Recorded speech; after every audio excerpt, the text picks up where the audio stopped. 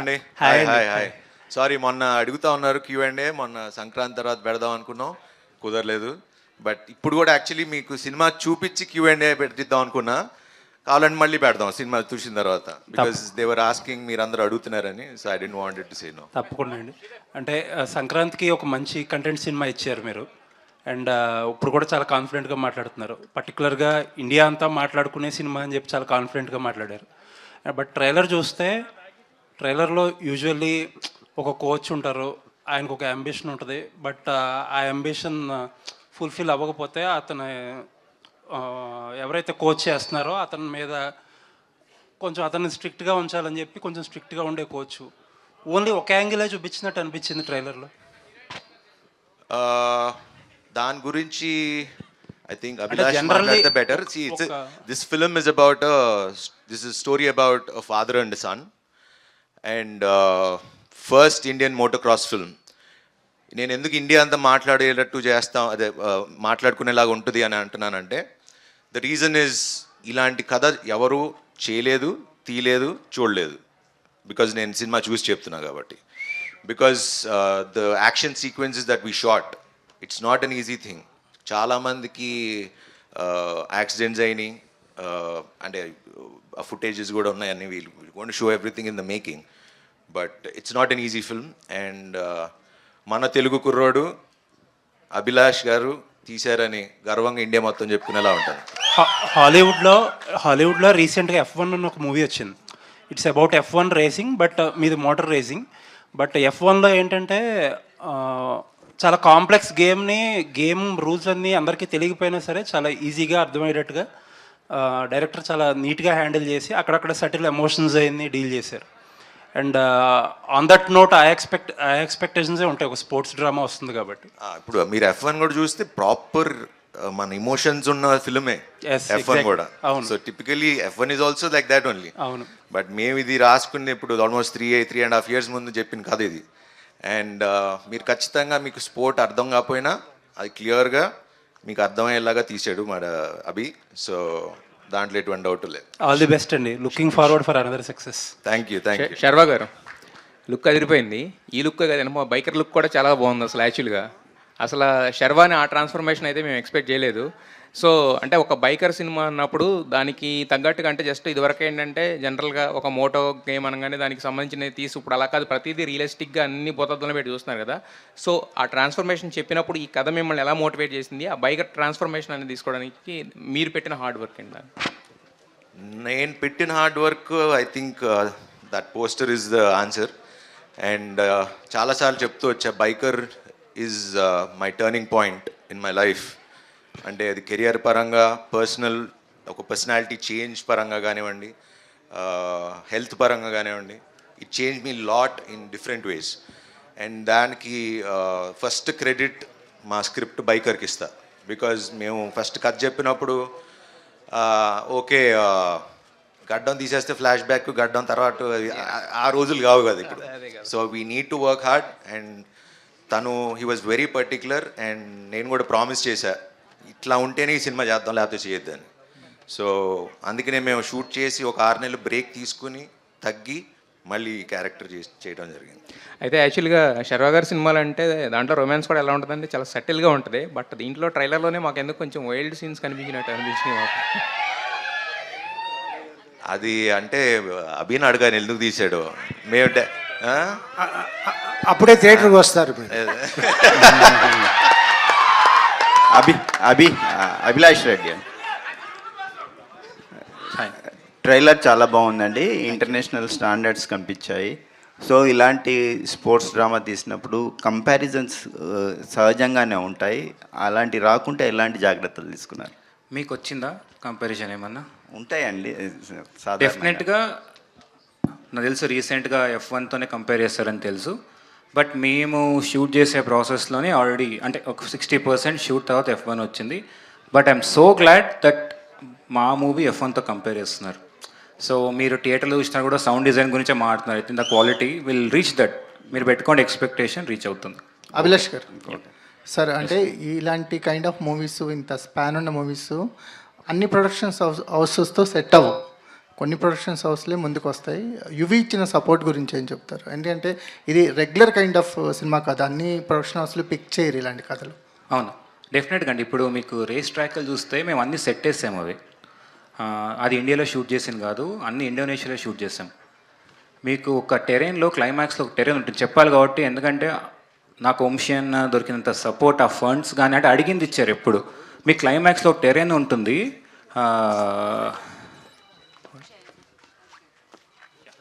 క్లైమాక్స్లో ఒక్క నిమిషం టెరెయిన్. చేసి. 1 minute Yeah. చేరండి సార్.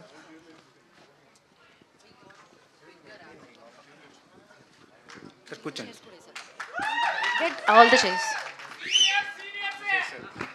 ఏం లేదు, రీసెంట్గా నాకు యాక్సిడెంట్ అయింది. సో యాంకిల్ ఫ్రాక్చర్ ఇప్పుడు 3.5 months అయింది.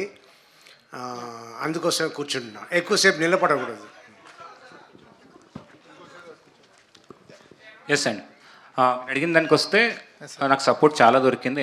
మీరు సినిమా చూసినప్పుడు తెలుస్తుంది. క్లైమాక్స్లో మేము టెరెయిన్లో షూట్ చేసాం, ఇండోనేషియాలో ఒక ఐలాండ్లో వెళ్ళి. అక్కడ మీకు ఎఫ్ఎంసిఏ వల్లే, ఇంటర్నేషనల్ మోటోక్రాస్ వల్లే అక్కడ చేయలేము అని చెప్పి క్యాన్సిల్ చేశారు. ఎందుకంటే లాజిస్టిక్స్ వర్కౌట్ అవ్వదని. మేము అక్కడికి వెళ్ళి షూట్ చేసాం. అన్న నాకు ఇది కావాలన్న అంశాన్ని అంటే దాంట్లో ఏం తమ్ముడు తీసుకో అన్నాడు. ఎక్కడి నుంచి ఆస్ట్రేలియా నుంచి, న్యూజిలాండ్ నుంచి నాకు ఒక 50 మంది రేసులు దింపాడు. So that is the support I got from UV Creations. అంటే ఈ బ్యానర్ లేకుంటే డెఫినెట్గా నాకు ఈ అవుట్పుట్ వచ్చేది కాదేమో. చాలా రిఫ్రెషింగ్గా ఉందండి మాకు స్క్రీన్ మీద చూస్తున్నప్పుడు. మీరు తీసుకున్న బ్యాక్ డ్రాప్ కానీ, ఆ రేసింగ్ వరల్డ్ కానీ పర్ఫెక్ట్గా తెర మీదకి ట్రాన్స్ఫార్మ్ చేయగలిగారు, ఒక కొత్త ఎనర్జీ జనరేట్ చేయగలిగారు. Wish all the best. Thank you అండి. రాజశేఖర్ గారు సార్, మీకు సహజంగా కూర్చోండి సార్. సహజంగానే మీరు డ్రైవింగ్ లవ్ చేస్తారు, మంచి డ్రైవింగ్ స్కిల్స్ ఉన్నాయని మేము వింటుంటాము.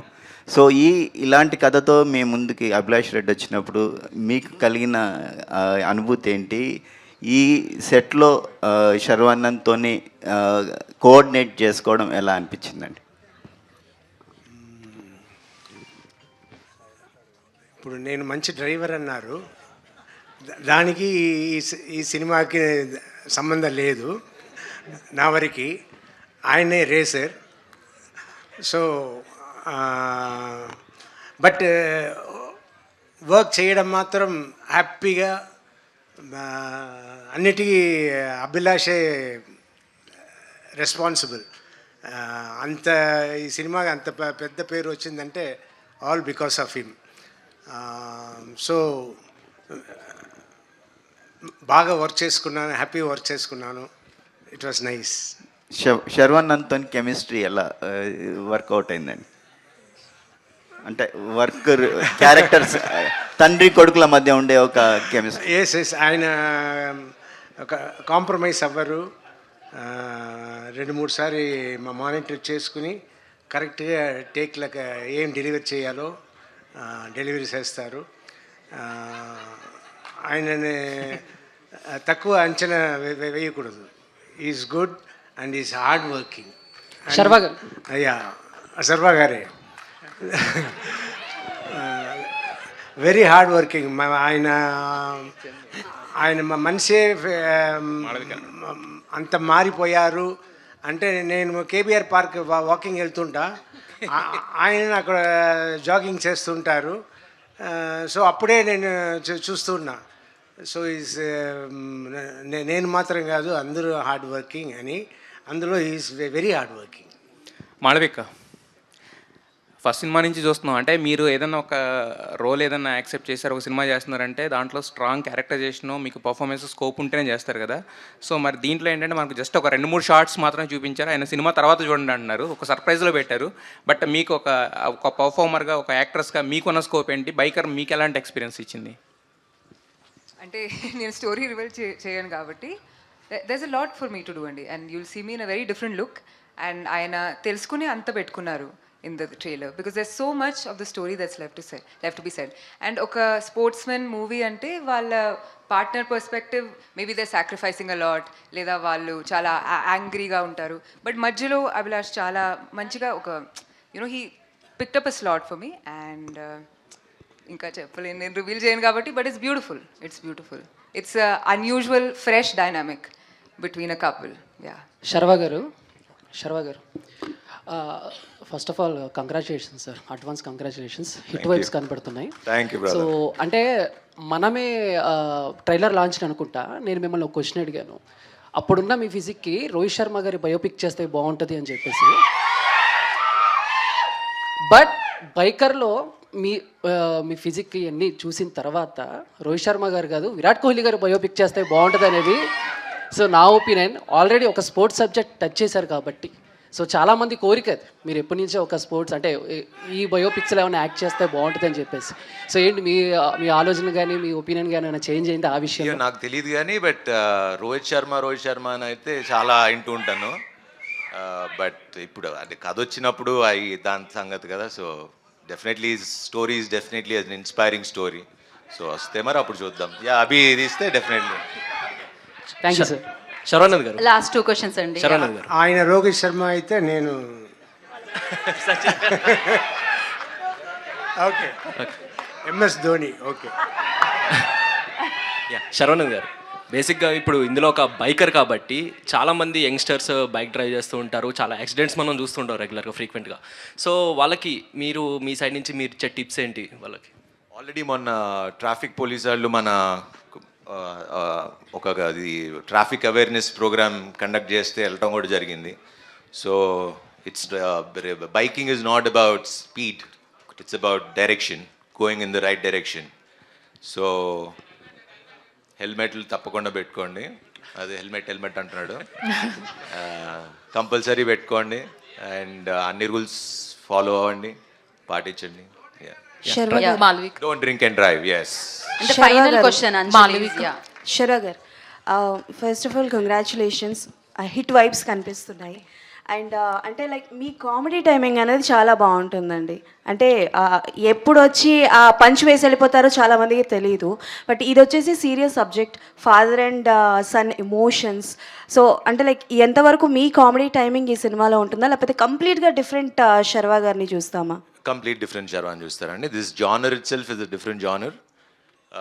ఖచ్చితంగా హాలీవుడ్ స్టాండర్డ్స్ తగ్గకుండా ఉంటుంది. Okay, thank you. All the best. మళ్ళీ కలుసుకుందాం మనం సక్సెస్ మీట్ తర్వాత. ఎనీ హాకీ ఇండియా ఉంటుందని శర్వా గారు చెప్పడం